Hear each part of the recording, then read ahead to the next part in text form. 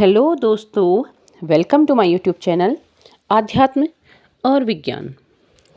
आज के इस वीडियो में जो मैं आपके लिए लेकर के आ रही हूँ, ये बहुत ही इम्पोर्टेंट भी है और हमारे जीवन से जुड़ा हुआ भी है, जिसे हम जानते तो हैं पर समझ नहीं पाते हैं। तो बहुत इम्पोर्टेंट है वीडियो, जो आपके लाइफ के दूसरी प्रॉब्लम्स को भी दूर करेगा और आपकी स्पिरिचुअल लाइफ को भी आगे ले जाने में आपकी सहायता करेगा। तो ये जो टॉपिक है, ये टॉपिक है आपका सांसों के महाप्रयोग पर। मैं रिपीट करूँगी, सांसों के महाप्रयोग पर। अब आप कहेंगे कि भाई सांस में इसमें क्या है? सांस तो हम हमेशा लेते हैं। बिल्कुल, सांस हम हमेशा लेते हैं। हमें तो पता भी नहीं होता और हमारा शरीर सांस लेता चला जाता है। हम कभी सोच के सांस नहीं लेते। कभी आपने सोचा है कि सोच करके सांस लें, बाकी रोक दें? अगर आप रोकने की कोशिश करेंगे तो आपको दिक्कत होने लग जाएगी। आप जानबूझ करके अगर सांस रोकते हैं तो इसका एक लिमिटेड समय होता है, उससे ज़्यादा आप सांस नहीं रोक सकते हैं। उसके अलावा सांस चलती रहती है। आप सोए हैं, जगे हैं, आप बेहोश हो गए हैं, लेकिन तब भी आपके शरीर में सांस चलती रहेगी। तो देखिए कि कितनी विचित्र बात है। कभी सोचा है कि जीवन है, हम जीवन की बात करते हैं, हम उससे जुड़े हुए अध्यात्म की बात करते हैं, लेकिन हम अपने आसपास की ही बेसिक चीज़ को नहीं देख पाते हैं। ये सांसें हमारे शरीर को कैसे बनाया गया है कि देखिए, हम अपने आप, सब अपने आप चल रहा है। सांसें चल रही हैं, हृदय धड़क रहा है, रक्त में ऑक्सीजन जा रही है और पूरे शरीर में उस ऑक्सीजन का संचार हो रहा है। शरीर के एक एक अंग को वो ऑक्सीजन मिल रही है, जिसे हम सांस लेकर के अपने शरीर के अंदर लेकर के आ रहे हैं। और वो सारी चीज़ें मिलके काम कर रही हैं, जो हमें जीवन दे रही है, हमारे जीवित होने का प्रमाण है। आपने कभी भी देखा होगा कि किसी के जीवित होने का प्रमाण उसके सांसों से लिया जाता है सबसे पहले, उसके बाद उसके हृदय की धड़कनों को चेक किया जाता है। तो ये क्या है? अब देखिए, सांसों का अगर महाप्रयोग कहा जाए, तो पहला प्रयोग तो सांसें स्वयं कर रही हैं, स्वयं चल के हमारा शरीर स्वयं कर रहा है। एक धोंकनी सी चली हुई है और वो चलती जाती है, चलती जाती है, जो हमें जीवन देती है। अब इसके अलावा हम अपने जीवन में बहुत सी चीज़ें ला सकते हैं, बहुत सी चीज़ें का फ़ायदा हमें हो सकता है, लेकिन हम उसके लिए अगर जानेंगे सांसों के इस महाप्रयोग के बारे में। अब आपने योगा के बारे में सुना होगा, तो आपसे कहा जाता है कि अगर आपको अपनी श्वसन नली में शुद्धि चाहिए तो आप अनुलोम विलोम कीजिए। आपको जुकाम नहीं लगेगा, आपको सर्दी नहीं होगी, आपको इस तरीके की सांस की नली से जुड़ी हुई दिक्कतें नहीं होगी। आपसे कहा जाता है कि अनुलोम विलोम कीजिए। अनुलोम विलोम में क्या है? दाहिनी नाक से सांस लेनी है और बाईं से छोड़नी है, फिर बाईं से लेनी है, फिर दाहिने में छोड़नी है। अब ये है, अब दाहिने बाहिने को अगर हम ले लें ईड़ा और पिंगला नाड़ी में, तो जो हमारी दाहिनी साइड है, दाहिना छिद्र है, वो ईड़ा नाड़ी कहलाता है और जो बायां है वो पिंगला नाड़ी कहलाता है। इन दो नाड़ियों में हमारी सांस निरंतर चलते रहती है, जो हमारे शरीर को जीवित रखती है। आप लंबी सांस लेते हैं, फिर आप छोड़ते हैं, तो आपने क्या करा? आप अपने जीवन को, यानी कि जीवन को आप उतना ज़्यादा अपने अंदर ले रहे हैं। जीवन क्या है? जीवन हमारी सांसें हैं, जो हमें जीवन प्रदान कर रही हैं। और ये हमारे, हम क्या करते हैं, आपसे कहा जाता है कि यदि आपको क्रोध आ रहा है, यानी कि गुस्सा हो रहे हैं, तो गुस्से को शांत करने के लिए क्या कहा जाता है? आपसे कहा जाता है कि लंबी सांस लो। जितनी लंबी सांस लेने में आपको समय लगेगा, उतना ही आपको छोड़ने में भी समय लगेगा। तो उससे क्या होगा कि धीरे धीरे जब आप करते हैं, तो आपके मस्तिष्क में जो विचार चल रहे हैं वो हटने लगते हैं, वो दूर होने लगते हैं, क्योंकि आपका जो मस्तिष्क है उस चीज़ पे ध्यान केंद्रित करने लगता है। और जैसे ही उसका ध्यान आपकी सांसों में जाता है, तो वहाँ से आपका क्रोध शांत होने लगता है। इसके अलावा क्या होता है? इसके अलावा जब आप गुस्सा हैं, तो इसका मतलब आपके शरीर का जो हार्मोन एक्टिव है, वो क्रोध वाला एक्टिव है।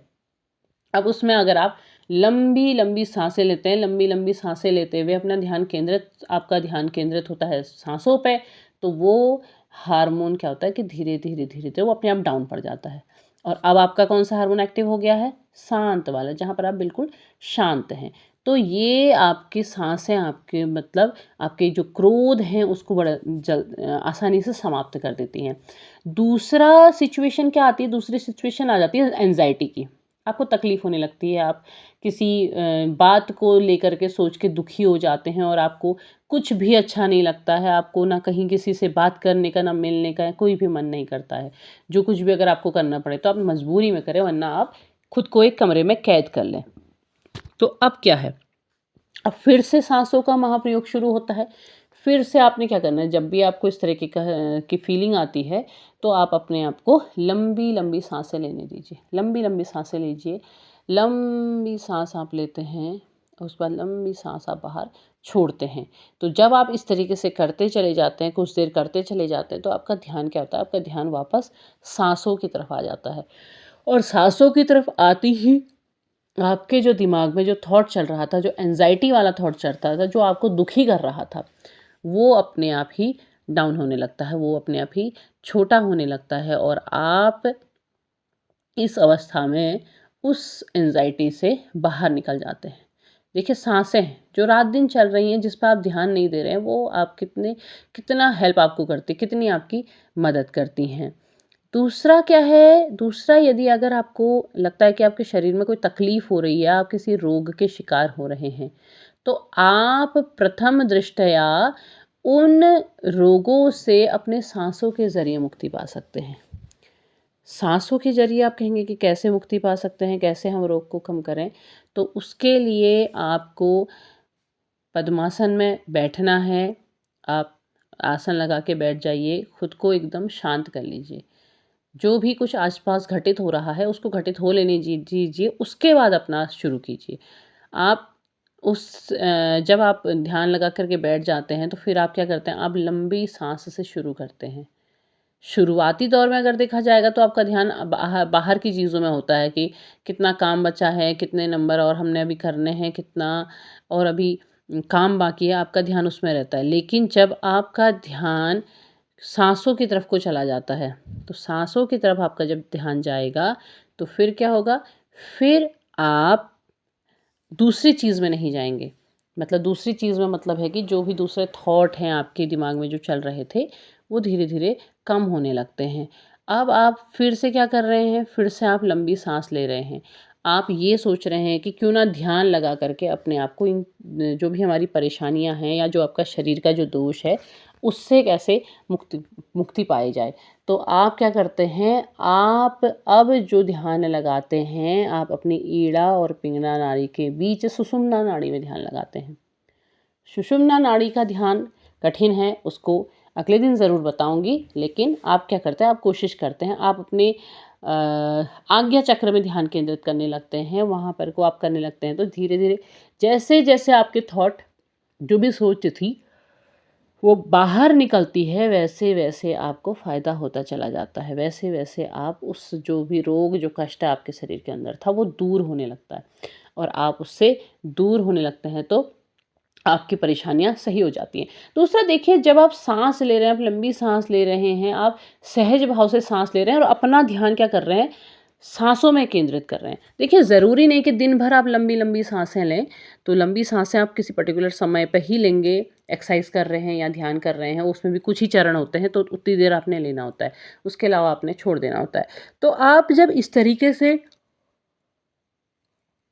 साँसों पर ध्यान केंद्रित करते हैं, तो क्या होता है कि जो ताज़ी हवा आपके शरीर के अंदर जा रही है और जो भी बासी है, जो पुरानी हवा है, वो बाहर निकल रही हैं, तो आपका शरीर क्या होता है, हील होने लगता है। आपके बॉडी का जो ब्लड सर्कुलेशन है वो और अच्छा होने लगता है। बॉडी में ब्लड और बहुत तेज़ी से प्रवाहित होने लगता है। जब वो प्रवाहित होता है तो आपके जो बाहरी रोग हैं या जो दूसरे कष्ट हैं, वो खुद ही समाप्त होने लग जाते हैं और जब समाप्त होंगे तो आप स्वस्थ हो जाएँगे।